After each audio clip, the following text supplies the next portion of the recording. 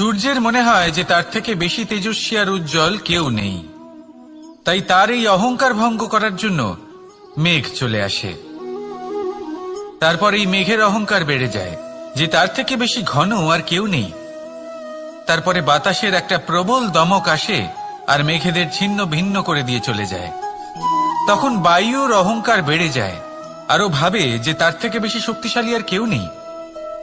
এই দমকা বাতাস যখন বিশাল এক পর্বতের সাথে ধাক্কা খায়, তখন সেই বাতাসের অহংকারও চূর্ণ বিচূর্ণ হয়ে যায়। তারপরে পর্বত ভাবে যে তার থেকে বেশি স্থির আর শক্তিশালী আর কেউ নেই। তখন পৃথিবীতে ভূমিকম্প হয় আর সেই বিশাল পর্বত চূর্ণ বিচূর্ণ হয়ে যায়, তারও অহংকার ভেঙে যায়। এবার ধরিত্রীর অহংকার হতে থাকে।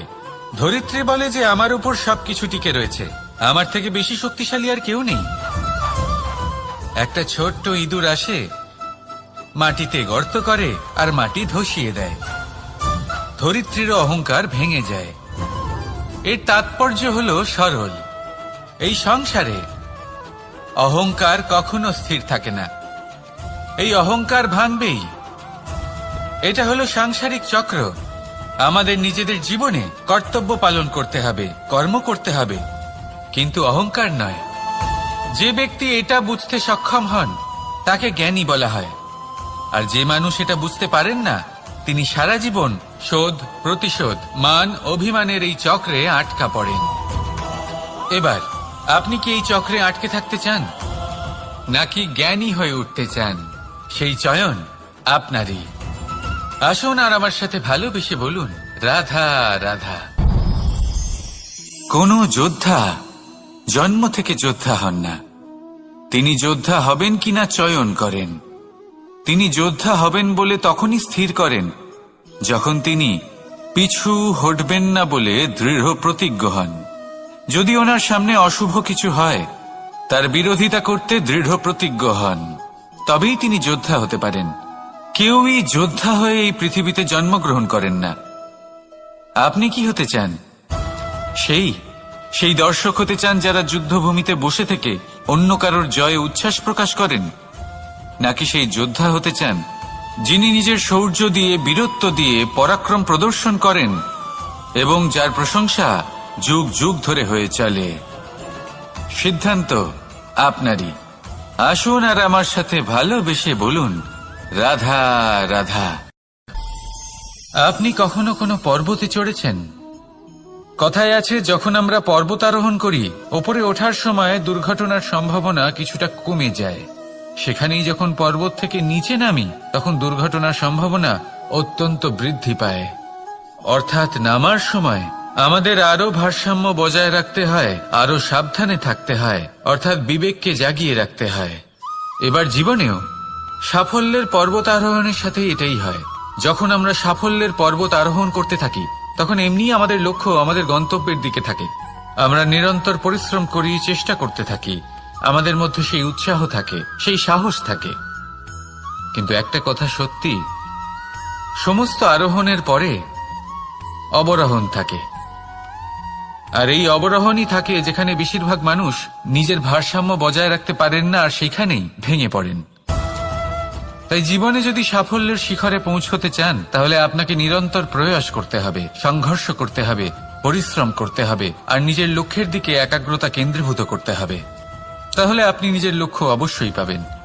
কিন্তু যখন অবরোহণের সময় আসবে, যা নিশ্চিত রূপে আসবেই, তখন আপনাকে সংঘর্ষ করতেই হবে, ধৈর্য ধরতেই হবে, সাবধানে থাকতেই হবে, ভারসাম্য বজায় রাখতেই হবে। এটা হলো অত্যন্ত আবশ্যক, কারণ পরবর্তী সাফল্যের শিখরে আপনাকে পৌঁছতেই হবে, আর তার জন্য আপনাকে সুরক্ষিতভাবে অবরোহণ করতেই হবে। ঠিক কিনা? আসুন আর আমার সাথে ভালোবেসে বলুন, রাধা রাধা। প্রসন্নতা এমন এক অনুভূতি যা আমরা সকলে পেতে চাই। এবার এটা ভেবে দেখুন যে আমরা আমাদের প্রসন্নতার জন্য অন্য কাউকে দায়ী কেন? প্রসন্নতা না শুধু আপনার নির্বাচন, না শুধু আপনার হাতে রয়েছে, বরং আপনি নিজের প্রসন্নতাকে নিজেই আকৃষ্ট করেন। এই ফুলগুলিকে দেখুন, এই ফুল এর সুগন্ধ ছড়ায়, আর এই ফুল নিজের দিকে কীট পতঙ্গদের আকৃষ্ট করে। তার বিকাশ হয়, এ আরো প্রস্ফুটিত হয়, ওর বংশ আরো বৃদ্ধি পায়। তাই এর তাৎপর্য হলো সহজ, ফুল উচিত ব্যক্তিকে নিজের দিকে আকৃষ্ট করে। এবার কীট পতঙ্গের কথা বললে তারা কাদের আকৃষ্ট করে? তাদেরই, যারা তাদেরই শিকার করবে, খাদ্যরূপে গ্রহণ করবে। এবার কাকে আপনি নিজের দিকে আকৃষ্ট করতে চান তার নির্বাচন আপনারই। আপনি কি প্রসন্নতাকে নিজের দিকে আকৃষ্ট করতে চান নাকি অপ্রসন্নতাকে করতে চান তার নির্বাচন আপনারই। আপনি জীবনে যা কিছু পাবেন, সুখ দুঃখ, আশা নিরাশা, প্রসন্নতা অপ্রসন্নতা, সবই হলো আপনারই নির্বাচনের পরিণাম। তাহলে সঠিক নির্বাচন করুন আর আমার সাথে ভালোবেসে বলুন, রাধা রাধা। ঘূর্ণিঝড়। যখন এই ঘূর্ণিঝড় আসে তখন প্রচন্ড বেগে হাওয়া বয়ে চলে। সেই সময় এমন কিছু বৃক্ষ আছে যা কঠিন হয়ে দৃঢ় হয়ে দাঁড়িয়ে থাকে। সেই গাছ যা 10 বছর ধরে বা সহস্র বছর ধরে দাঁড়িয়ে থাকে, তাদেরকে আপনি খুব সহজে নাড়াতে পারবেন না। কিন্তু ঘূর্ণিঝড়, এর প্রভাব এতটাই তীব্র হয়, এর হাওয়াতে এতটাই প্রবল শক্তি থাকে যে এই বৃক্ষগুলিকে উচ্ছেদ করে, সেই বৃক্ষ নষ্ট হয়ে যায়। এবার এমন কিছু বৃক্ষ থাকে যাদের কাণ্ড নমনীয় হয়, খুবই নরম হয়। সেই জন্য যখন জোরে বাতাস বয়, কোনো ঘূর্ণিঝড় আসে, তখন এই বৃক্ষগুলি ঝুঁকে যায়। আর যখন এই ঘূর্ণিঝড় চলে যায়, শান্ত হয়ে যায়, তখন ওরা সেখানেই কিছু নির্মাণ হয়। তাই আসুন আর আমার সাথে ভালোবেসে বলুন, রাধা রাধা। জীবনে লক্ষ্য লাভ কি করে করতে হয়? কেউ বলবে বন্ধুদের সাহায্যে, কেউ বলবে প্রেমের সাহায্যে, কেউ বলবে নিরন্তর চেষ্টা করলে, কেউ বলবেন পরিশ্রম করলে, কেউ বলবেন ঈশ্বরের আশীর্বাদে, ইত্যাদি ইত্যাদি। আমি আপনাকে বুঝিয়ে বলি, এই যেমন ত্রিলোক আছে, অর্থাৎ 3 লোক আছে, যাকে সঞ্চালন করে ত্রিদেব বা 3 জন দেবতা। সেইভাবে নিজের লক্ষ্যে পৌঁছানোর জন্য 3টি ভাবের প্রয়োজন পড়ে। প্রথম ভাব হলো স্বপ্ন দেখা। আপনি যদি স্বপ্ন দেখতে শুরু না করেন তাহলে সেখানে পৌঁছতেই পারবেন না। তারপর আপনাকে দৃঢ় সংকল্প নিয়ে সেই পথ যেমনই হোক তাতে চলতে হবে। এ হলো দ্বিতীয় ভাব, দৃঢ় সংকল্প। আর তৃতীয় ভাব হলো সেই লক্ষ্যের যাত্রা পূর্ণ করার জন্য প্রতিবদ্ধ হওয়া। তাই যদি আপনি স্বপ্ন দেখতে পারেন, দৃঢ় সংকল্প দ্বারা পথ যতই কঠিন হোক না কেন তাতে চলতে পারেন, আর সেই লক্ষ্য লাভের যাত্রা পূর্ণ করার জন্য প্রতিবদ্ধ হতে পারেন, তাহলে আপনি নিশ্চিত রূপে আপনার লক্ষ্য লাভ করতে পারবেন। তাই আপনি এটাই করুন আর আমার সাথে ভালোবেসে বলুন, রাধা রাধা। কথায় আছে যে জীবনে কিছু শুরু করার আগে স্বপ্ন দেখা অত্যন্ত গুরুত্বপূর্ণ, আর এটা 100% সত্যিও। কিন্তু কিছু মানুষ স্বপ্ন দেখা শুরু না হয় করে দেন, কিন্তু তারপর থামেনি না। স্বপ্ন দেখতেই থাকেন, তারা ভাবতেই থাকেন, কর্ম করেন না।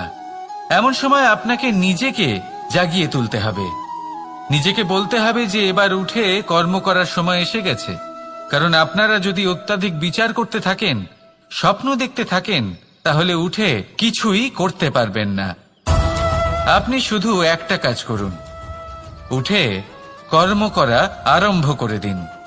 তারপর ভেবেচিন্তে ধীরে ধীরে নিজের কর্মকে দিশাও দিন আর তাকে উচিত গতিও দিন। কারণ এটাই হলো সাফল্যের মূল মন্ত্র। না শুধু কর্ম করুন না ভাবনা চিন্তা করে, আর না শুধু ভাবুন কর্ম না করে। সাফল্যের মূল মন্ত্র হলো এর ভারসাম্যে। তাহলে এটাই করুন, সাফল্যকে লাভ করুন আর আমার সাথে ভালোবেসে বলুন, রাধা রাধা। ভয়। আমরা ভয়ের বিষয়ে অনেক কথা বলি, ভয়ের থেকে সবসময় দূরে পালাই। কখনো ভেবে দেখেছেন আমরা এই ভয়ের সদ্ব্যবহারও কি করতে পারি না? নিশ্চিত রূপে করতেই পারি। এমন কোনো অক্ষর নেই যার দ্বারা কোনো মন্ত্র হয় না। তাই নিশ্চিত রূপে এই ভয়েরও সদ্ব্যবহার আমরা করতেই পারি। নির্ভর করছে আপনার দৃষ্টিভঙ্গির ওপর, আপনার প্রতিক্রিয়ার ওপর। ভয় যখন সামনে আসে, 2টো পথ থাকে। প্রথমটা হলো ভয়ভীত হয়ে চুপচাপ পালিয়ে যাওয়া, আর দ্বিতীয় পথ সেই ভয়ের সম্মুখীন হওয়া। সেই ভয়ে ডুবে গিয়ে দেখুন এমন কি আছে যা আপনাকে পিছনে টেনে রাখছে। নিজের সাহসকে জাগিয়ে তুলুন, নিজেকে আরো শক্তিশালী বানিয়ে তুলুন, নিজেকে আরো শ্রেষ্ঠ বানিয়ে তুলুন, আর আপনার সামনে যা আছে সব প্রাপ্ত করে নিন। সেই ভয়, আপনি তার থেকে পালিয়ে যেতে চান নাকি তার সম্মুখীন হয়ে নিজেকে আরো শ্রেষ্ঠ বানাতে চান? সেই চয়ন আপনারই, প্রতিক্রিয়া আপনারই, দৃষ্টিভঙ্গি আপনারই। আসুন আর আমার সাথে ভালোবেসে বলুন, রাধা রাধা। কখনো কোনো বনে আপনি আগুন লাগতে দেখেছেন? এমন ভয়ানক আগুন লাগতে পারে সমস্ত বন জ্বালিয়ে দিতে পারে। সেখানে যে বনস্পতি পাওয়া যায়, সেখান থেকে যে ঔষধি পাওয়া যায়, সবকিছু নষ্ট হয়ে যায়। যে পশু পাখি পাওয়া যায় বেশিরভাগই নিজের প্রাণ হারিয়ে ফেলে, আর যারা বাকি থাকেন তারা নির্বাসিত হন। কিন্তু কখনো ভেবে দেখেছেন এই বনে আগুন লাগে কি করে? ছোট ছোট শুকনো পাতার কারণে, শুকনো ডালের কারণে, সেগুলো যেগুলো কখনো গাছের অংশ ছিল। সবসময় মনে রাখবেন, গাছ আমরা কুড়ুল দিয়ে কেটে থাকি, কিন্তু গাছ কখনো কুড়ুলের ডগা দিয়ে কাটা যায় না। বরং এই যে হাতলটা আছে, তাতে যে শক্তি লুকিয়ে রয়েছে, এই শক্তির দ্বারা গাছ কাটা হয়। এবার বলুন, এই যে হাতল, এ কি দিয়ে তৈরি হয়? স্বয়ং গাছের দ্বারাই। এর থেকে আপনি কি শিক্ষা পেলেন? যদি কেউ আপনজন হন, যে আপনার কোনো দরকারে লাগছেন, সেই কারণে তাকে নিজের থেকে দূরে করবেন না। যদি তার সাহায্যের প্রয়োজন হয় তাহলে তাকে সাহায্য করুন, যদি তার সঙ্গের প্রয়োজন হয় তাহলে তাকে সঙ্গ দিন। নিঃস্বার্থভাবে আপনজনদের বিকাশের পথে নিয়ে যান। নিজের স্বার্থ অনুসারে আপনজনদের নিজের জীবনে রাখবেন না। আসুন আর আমার সাথে ভালোবেসে বলুন, রাধা রাধা। দীপাবলি আমাদের সবথেকে বড় উৎসব। শ্রীরাম রাবণকে পরাস্ত করে 14 বছরের বনবাস কাটিয়ে আবার অযোধ্যায় ফিরে এলেন অমাবস্যার রাত্রে। অযোধ্যায় সবাই খুব প্রসন্ন ছিলেন, খুবই উৎসাহিত ছিলেন। অযোধ্যায় সহস্র প্রদীপ প্রজ্বলিত করা হয়েছিল এই উৎসবে। একে আমরা দীপাবলি বলে থাকি। এবার এই বিষয়ে আমরা সকলে জানি। আপনি কি এটা জানেন যে শ্রীরাম বাস্তবে অমাবস্যার এক রাত আগেই অযোধ্যায় পৌঁছে গেছিলেন? সবার সামনে অমাবস্যার রাতে এসেছিলেন। এর কারণ কি? শ্রীরাম প্রমাণ করতে চেয়েছিলেন যে যে কোনো সময়, দিন হোক বা রাত, শুভ বা অশুভ হয় না। শুভ অশুভ কিছু থাকলে তা হলো মানুষের চিন্তা, তার ভাবনা, তার নির্বাচন আর তার কর্ম। নিজেই দেখে নিন, শ্রীরাম শুভ কাজ করে ফিরেছিলেন এবং অমাবস্যার মতো গভীর এক রাত্রিকেও দীপাবলিতে পরিবর্তিত করেছিলেন। এমনটাই যদি আমরা করতে পারি, তাহলে এমন কোন গৃহে যান যেখানে অসহায় ব্যক্তি রয়েছেন, যা অন্ধকারাচ্ছন্ন, আর সেখানে প্রকাশ প্রজ্বলিত করুন। প্রকাশ সহায়তার, প্রেরণার, আশার। যদি এমন কিছু আমরা করতে পারি, তাহলে তাকে প্রকৃত অর্থে দীপাবলি বলা যেতে পারে। তাহলে নিজের পরিবারের সাথে দীপাবলি পালন করুন। আপনাদের শুভেচ্ছা জানাই। আসুন আর আমার সাথে ভালোবেসে বলুন, রাধা রাধা। পৌঁছানো অত্যন্ত কঠিন হয়। কেউ ভাবেন যে কেন এত কঠিন হয়, কেন এত কষ্ট করতে হয় লক্ষ্যে পৌঁছানোর জন্য। এই লক্ষ্য সরলভাবে কেন আমার কাছে চলে আসে না? চলুন আপনাকে একটা কথা বলি। যদি আপনার লক্ষ্য কঠিন না হয়, তাহলে তাকে পাওয়া আপনার পক্ষে অসম্ভব হয়ে উঠবে। লক্ষ্যে পৌঁছানোর এই রাস্তায় আপনি যে কড়া রোদের সম্মুখীন হন, যার থেকে আপনি দূরে পালাতে চান, সেই রোদ আপনাকে প্রেরণা যোগায় যে আপনি এগোতে থাকুন। ভাবুন, একজন যাত্রী যে কিনা নিজের লক্ষ্যের দিকে যাচ্ছেন, সেই পথে উনি যদি একটু ছায়া পেয়ে যান আর উনি ওখানে বিশ্রাম নেন, তাহলে তার সাথে তার ভাগ্য গভীর নিদ্রায় সেখানে বিলীন হয়ে যায়। তাই পরিশ্রমের করা রোদের থেকে কখনো দূরে পালাবেন না। জীবনে শুধু সামনে এগোতে থাকুন দৃঢ়তার সাথে। আর লক্ষ্য সরল হোক, কঠিন হোক বা অত্যাধিক কঠিন হোক, একটা কথা মনে রাখবেন, যে জীবনের লক্ষ্যে পৌঁছতে পেরেছে সে লক্ষ্য প্রাপ্তির জন্য আফসোস কখনোই করে না। রাধা রাধা। এই সংসারে সাফল্য লাভ করার জন্য জ্ঞানের প্রয়োজন হয়, পরিশ্রমের প্রয়োজন হয়, দৃঢ় নিষ্ঠার প্রয়োজন হয়, নিরন্তর চেষ্টা করা প্রয়োজনীয়। কিন্তু আরো কিছু আছে যা অত্যন্ত প্রয়োজনীয় এবং গুরুত্বপূর্ণ। তা হলো ভালো বন্ধু। তাদের থাকা অত্যন্ত প্রয়োজনীয়। যদি ভালো বন্ধু থাকে তাহলে সময় এলে তারা ঢাল হয়ে আপনাকে সুরক্ষা করবেন। সময় এলে অস্ত্রের মতো শত্রুকে সংহারও করবেন। যদি তিনি জ্ঞানী হন, তাদের মধ্যে সদ্গুণ থাকে, তাহলে এই সব গুণ আপনার মধ্যেও প্রবেশ করবে। তাহলে সাফল্যের জন্য ভালো বন্ধু পাওয়া অত্যন্ত প্রয়োজনীয়। কিন্তু শুধু বন্ধু কেন, ভালো শত্রুও থাকা প্রয়োজনীয়। এবার আপনি ভাববেন, আমি কি বললাম? যদি আপনার জীবনেও ভালো অর্থাৎ শক্তিশালী শত্রু থাকে, তাহলে আপনিও শক্তিশালী হতে থাকবেন। এই শত্রু আপনাকে প্রেরিত করবে আরো বেশি শক্তিশালী হয়ে ওঠার। কখনো কোনো হরিণকে দেখুন, তীব্র গতিতে দৌড়তে থাকে। কেন তীব্র গতিতে দৌড়য়? এই কারণে নয় যে কোথাও তার জন্য মধুর ঘাস অপেক্ষা করে রয়েছে, না।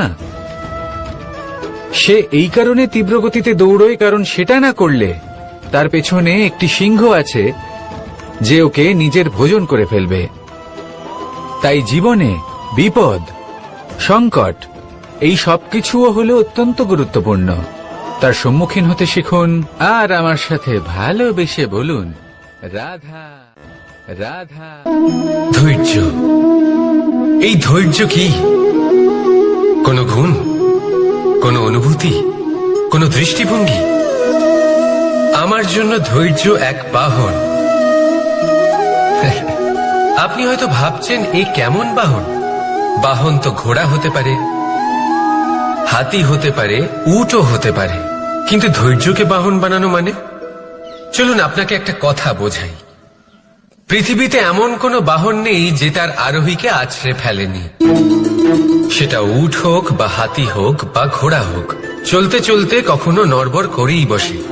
তারপর সেই আরোহী পড়ে কারোর পায়, তারপর পড়ে তার নিজের নজরে। কিন্তু ধৈর্যরূপী বাহন কখনো কাউকে ফেলে না, কখনো না। না সেই আরোহী কারোর পায়ে পড়ে আর না তো নিজের নজরে। কারণ ধৈর্য আপনাকে বিবেক প্রদান করে, বিবেক আপনাকে পরিকল্পনায় সাহায্য করে, আর পরিকল্পনা প্রদান করে আপনাকে শক্তি, আপনার লক্ষ্যের দিকে অগ্রসর হওয়া। বুঝলেন? ধৈর্যকে সঙ্গে রাখুন, নিজেকে আরো ধৈর্যশীল করে তুলুন। এই ধৈর্যের সাহায্যে আরোহণ করে দেখুন কিভাবে এই বাহন আপনাকে আপনার গন্তব্যে পৌঁছে দেবে।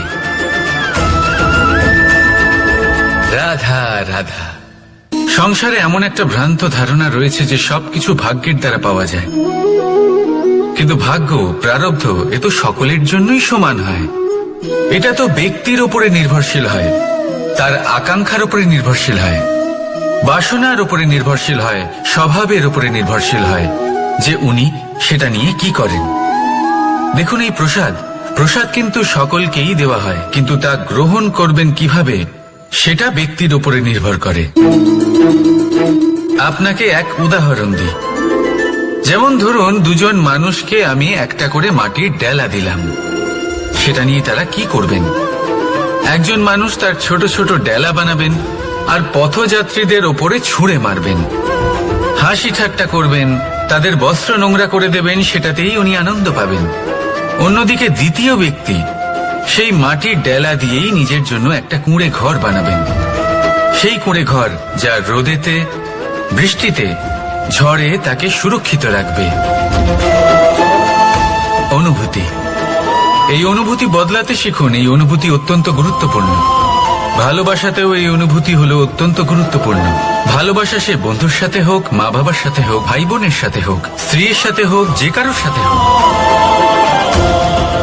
মনে রাখবেন, এই হলো সেই অনুভূতি যা আপনার ভাগ্য নির্ধারণ করে থাকে।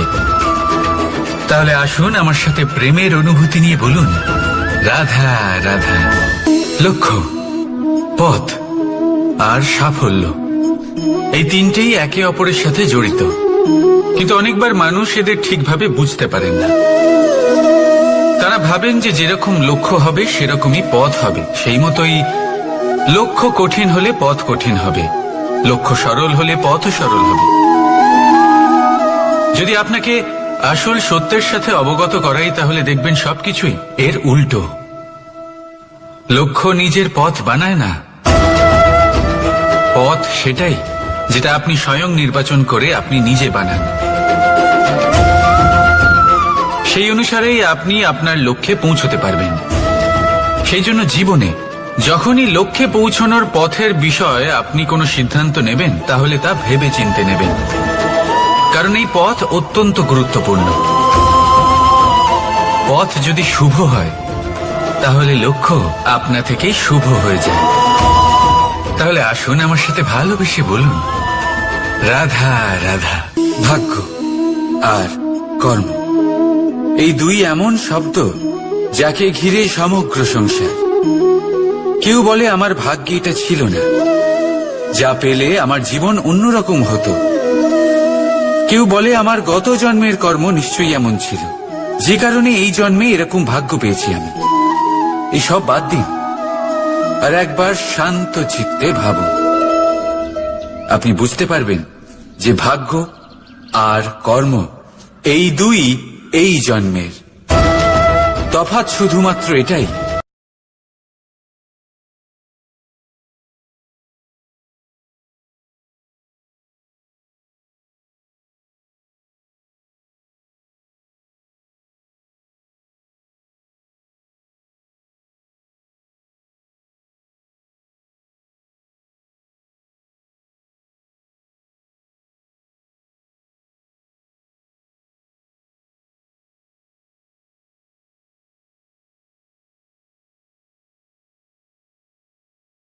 করে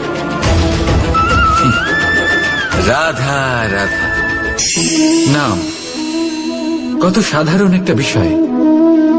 প্রত্যেক মানুষ যে জন্ম নেয় তাকে একটা নাম দেওয়া হয়, যা সে পেয়ে থাকে তার মাতা পিতার দ্বারা, না হলে তার গুরুর দ্বারা, বা কোনো আত্মীয়ের দ্বারা, বা কোনো কাছের মানুষের দ্বারা। এই নামের সাথেই সে আস্তে আস্তে বেড়ে ওঠে। কিন্তু এটাই কি সেই নাম? এই নামই কি সবকিছু? কখনোই নয়। একটা নাম সেটা যা আপনি জন্মের সময় লাভ করেন, যে নামে আপনি কর্মের পথে অগ্রসর হন। আরও একটা নাম সেটা যা আপনি আপনার কর্মের দ্বারা অর্জন করেন, আর এই নামেই আপনাকে সবাই যুগ যুগ ধরে মনে রাখে। আপনার আসল নাম সেটা নয় যা আপনাকে জন্মের সময় দেওয়া হয়েছিল। আপনার আসল নাম সেটা যেটা আপনি আপনার কর্ম দ্বারা লাভ করেছেন, কারণ সেই লাভের পেছনে প্রচুর প্রয়াস লুকিয়ে থাকে, অনেক পরিশ্রম লুকিয়ে থাকে। কিন্তু যদি আপনি চান যে মানুষ আপনার নাম মনে রাখে, তাহলে আপনাকে কর্মের পথে অগ্রসর হতেই হবে, শুভ কর্ম করতে হবে, অনর্গল চেষ্টা করে যেতে হবে, মহান কাজ করতে হবে। আর বিশ্বাস করুন, আপনি একটা মহান নামের ফল অবশ্যই লাভ করবেন। রাধা রাধা। আমি এখানে একা এই বনে বসে আছি, বাঁশি বাজাচ্ছি। কার জন্য? কে আছেন এখানে? কেউ নেই। আমার প্রজা, আমার রাজ্য, আমার পরিবার আমার থেকে অনেক দূরে আছেন। আমি এখানে একা এই বনে বসে এই আকাশের এই রঙের, গাছের এই সব ফলের, মাটির সুবাসের আনন্দ উপভোগ করছি। কেন? আমি হলাম দ্বারকাধীশ। এমন কি রাজকীয় বা ভৌতিক সুখ রয়েছে যে আমি ওখানে পেতে পারি না? সবকিছুই পেতে পারি, তাও এখানে বনে একা বসে আছি। কোন সুখ খুঁজে চলেছি? একা থাকার সুখ। আমরা প্রত্যেকদিন অনেক মানুষের সাথে, চিন্তাধারার সাথে, কর্মের সাথে, পরিস্থিতির সাথে, সুখ দুঃখের দ্বারা বেষ্টিত থাকি। জীবনের এই চক্রে আমরা জড়িয়ে পড়তে থাকি। যতই আমরা এই সমস্যার সমাধান করি, আমরা ততই এতে জড়িয়ে পড়ি। আমরা এতটাই জড়িয়ে পড়ি যে যখন আমরা আয়নায় নিজেদের দেখি, তখন আমরা নিজেদের চিনতেই পারি না। এমন মনে হয় যেন আমরা নিজেদের হারিয়ে ফেলেছি। সেই জন্য প্রত্যেক দিন আপনি কিছু সময় নিজের সাথে কাটান একান্তে। এটা অত্যন্ত আবশ্যক। নিজের অস্তিত্বের গভীরে গিয়ে দেখতে শিখুন, নিজেকে বুঝুন। অদ্ভুত শান্তির অনুভূতি হবে। যেমন এই বায়ু, এই বৃক্ষ, এই পুষ্প, এই নিসর্গ, এদের মতো আপনিও কখনো একলা হতে শিখুন। কখনো নিসর্গের একটা অংশ হয়ে দেখুন। এই মন প্রসন্ন হয়ে বলবে, রাধা। একবার একটা শেয়াল বনে বিচরণ করছিল। ও একটা ছোট্ট শাবক দেখতে পেল। ও ভাবলো, আজ একেই আমি খাবার হিসেবে গ্রহণ করব। আশেপাশে দেখলো কেউ দেখছে না তো, কেউ ছিল না। আর সেই শাবকের ওপর আক্রমণ করল, যা হলো একটা ঘোর অপরাধ। বনের নিয়ম অনুসারে আপনি কখনোই শাবকের ওপর আক্রমণ করতে পারেন না। তারপর এই খবরটা যখন রাজা সিংহ জানতে পারলেন, সভার আয়োজন করলেন। কিন্তু সেখানে শেয়াল বলল, আমি তো এরকম কিছু করিনি। কিন্তু যদি আপনি এরকম বলেন, কোনো প্রমাণ দিন, এর কোনো সাক্ষী আছে? তখন রাজা সিংহ পেঁচাকে ডেকে পাঠালেন, যে সেই মুহূর্তে বৃক্ষের শাখার ওপর বসেছিল। সে সব কিছু দেখেছিল। পেঁচা সব সত্যি কথা বলল, আর শেয়ালকে মৃত্যু। সেইভাবেই নিসর্গ যদি নষ্ট হয়ে যায়, তাহলে মনুষ্য জাতিও নষ্ট হয়ে যাবে। তাই এই যে নিসর্গ আপনি দেখছেন, এই পুষ্প, এই বৃক্ষ, বায়ু, জল, এদের সকলকে রক্ষা করুন, নষ্ট নয়। মনে রাখবেন, যদি নিসর্গ থাকে, মানুষ থাকবে। যদি নিসর্গ থাকে, তাহলেই জীবন থাকবে। আসুন আমার সাথে ভালোবেসে বলুন, রাধা রাধা। কারই না পছন্দ বলুন তো? অত্যন্ত সুস্বাদু হয় এই মধু, মিষ্টি খেতে হয় এবং তা শক্তিও প্রদান করে। এবং প্রত্যেকটি মিষ্টি পদার্থের মতোই এতেও খুব তাড়াতাড়ি পিঁপড়ে ধরে যায়। অন্যদিকে যদি নুনকে দেখি, তাহলে বছরের পর বছর রাখলেও এতে পিঁপড়ে ধরে না।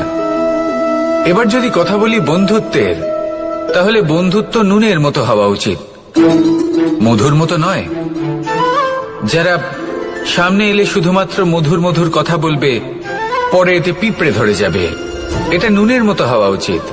প্রকৃত বন্ধু হলো সে, যে সময় এলে পরে আপনার সামনে আপনার প্রকৃত সত্য তুলে ধরবে, তা সে যতই কঠিন হোক না কেন। আপনার দোষ, আপনার অপগুণ, আপনার খামতি আপনাকে বলতে পারবে, যাতে আপনি সেগুলো শুনে মেনে নিয়ে তারপর নিজেকে শুধরোতে পারেন। এটাই হলো প্রকৃত বন্ধুত্ব। কখনো নিজের জীবনের আশেপাশে মন দিয়ে দেখবেন, অনেক সময় এমন মানুষ থাকেন, অনেক বন্ধু থাকেন, যাদের দেখে আমাদের মনে হয় যে এনারা খুব কঠোর, এনাদের কথা খুব কটু। কিন্তু বেশিরভাগ এমন মানুষের মনটা যদি বুঝতে পারেন, তাহলে দেখবেন তাতে কোনো মালিন্য নেই। এনাদের মন অত্যন্ত পবিত্র হয়। যদি আপনার জীবনেও এমন কোনো ব্যক্তি থেকে থাকে, এমন বন্ধু থাকে, তাহলে তাদের আগলে রাখুন আর আমার সাথে ভালোবেসে বলুন, রাধা রাধা। যতক্ষণ আমরা এই সংসারে জীবিত, ততক্ষণ আমাদের সাথে সবকিছু থাকে। আমাদের ধন, সুখ স্বাচ্ছন্দ্য, আমাদের মিত্রগণ, আমাদের পরিবার, এই সমাজ, এই সবকিছু আমাদের সাথে থাকে। যেদিন আমরা এই সংসারকে ত্যাগ করব, এদের মধ্যে কেউ আমাদের সাথে যাবে না। না ধন, না স্বাচ্ছন্দ্য, না সম্পত্তি। এই সকল মানুষ, এই সমাজ, এরা শুধুমাত্রই শ্মশান পর্যন্ত আমাদের সাথে থাকতে পারবেন। তারপরে যদি আমাদের সাথে কিছু যেতে পারে, তাহলে তা শুধুই আমাদের ধর্ম। আর এই সংসারে আমরা নিজেদের যে সুনাম রেখে যাই, সেটা সম্ভব শুধুমাত্র কর্মের দ্বারা। সেই জন্য সংসারে যতদিন পর্যন্ত জীবিত আছেন, যদি কিছু অর্জন করতে চান, তাহলে ধর্ম অর্জন করুন, ধর্মের বিষয়ে স্পষ্টতা অর্জন করুন এবং কর্ম অর্জন করুন। এটাই হবে আপনার অতীত এবং এটাই হবে আপনার ভবিষ্যৎ, এবং এটাই সকলকে প্রেরণা প্রদান করবে। আসুন আমার সাথে ভালোবেসে বলুন, রাধা রাধা। কোনো যাত্রায় যাব বলে মনে করি, তখনই আমরা প্রস্তুত থাকি আসন্ন বিপদের জন্য বা সংকটের জন্য। যেমন যদি আমাদের মনে হয় যে আজকের পরিবেশ খুব ঠান্ডা হবে, তাহলে আমরা গরম বস্ত্র ধারণ করি বা সেটাকে সাথে নিয়ে যাই। যদি মনে হয় যে বৃষ্টি হতে পারে বা বৃষ্টি হয়ে চলেছে, আমরা দেখছি, তাহলে আমরা একটা ছাতা সাথে নিয়ে নিই। আমরা প্রস্তুত থাকতে চাই এবং এটাই উচিত, এবং সেই কারণেই আমরা যাত্রায় সাফল্য লাভ করি।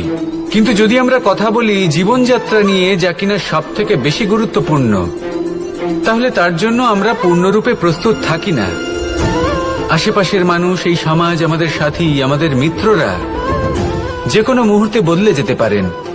সেই জন্য আমরা নিজেদেরকে কখনো সাবধান করি না, কখনোই নিজেদের প্রস্তুত করি না।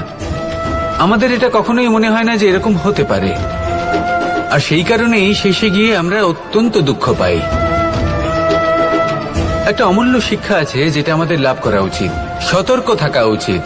এই জীবনযাত্রার জন্য শুধুমাত্র এই পরিবেশের বিষয়ে তথ্য সংগ্রহ করা বা তাকে অনুমান করা, এটুকু হলেই চলবে না।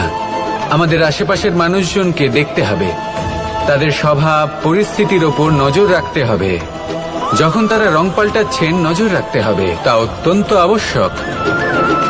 পরিবর্তন আপনার জীবনে অবশ্যম্ভাবী। সঠিকভাবে তার সম্মুখীন হন। আসুন আমার সাথে ভালোবেসে বলুন, রাধা। এই সংসারের সব থেকে বড় সুখ কি?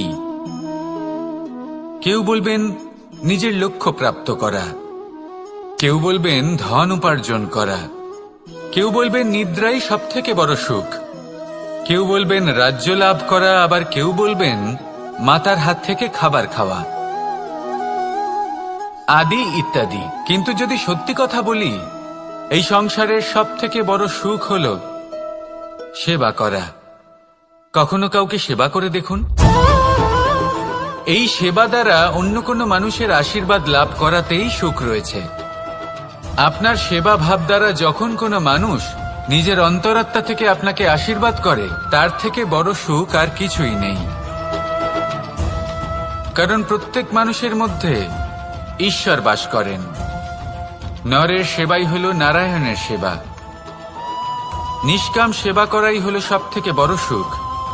তাই নিজের অন্তরে সেবার এই ভাব জাগ্রত করুন। যে সুখের কথা আমি বলছি, সেই সুখ অনুভব করেই দেখুন। এই মন সুপ্রসন্ন হয়ে বলবে, রাধা রাধা। বাহ, পুষ্পের সুবাস আমার খুব ভালো লাগে। অত্যন্ত সুন্দর হয়।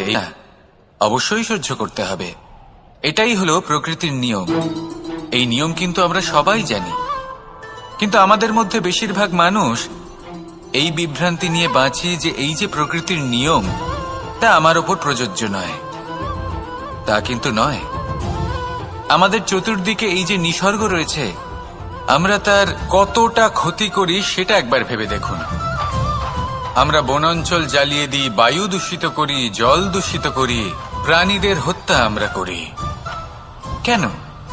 এই নিসর্গ আমরা নষ্ট করি, যদিও আমরা জানি যে আমরাও হলাম এই নিসর্গেরই অংশ।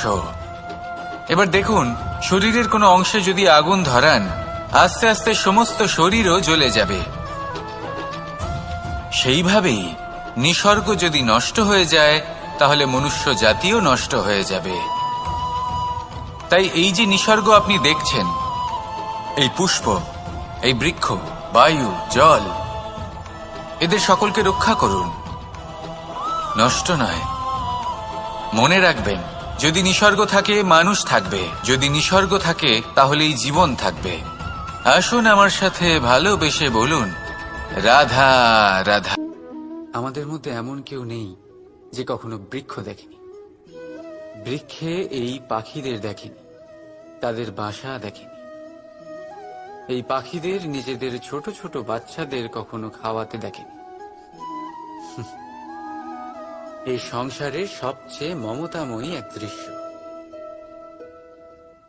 পাখি দূর থেকে নিজের ঠোঁটে করে খাবার নিয়ে আসে, স্বয়ং ভোজন করতে অক্ষম বাচ্চাদের মুখে খাবার দেয়, নিজে অভুক্ত থাকে, নিঃস্বার্থ, নিশ্চিন্ত হয়। আর যখন সন্তানের ডানা গজায়, তাকে সে উড়তে শেখায়, আর তারপর তাকে স্বাধীন করে দেয় তার নিজের জীবন ধারণ করতে এই আকাশে উড়ে বেড়ানোর জন্য। আর আমরা এই নয় যে এই অবস্থায় মাতা পিতার সন্তানের প্রতি প্রেম থাকে না, অবশ্যই থাকে, কিন্তু তাতে প্রেমের থেকে মোহ বেশি প্রাধান্য পায়। সে নিজের আর তার সন্তানের ভবিষ্যতের মাঝখানে বাধা হয়ে দাঁড়ায়। আমরা ভুলে যাই আমরা কেবল জন্মদাতা, ভাগ্য বিধাতা নই। যখন প্রেমে মোহ চলে আসে তখন সেটা প্রেম থাকে না, স্বার্থ হয়ে দাঁড়ায়।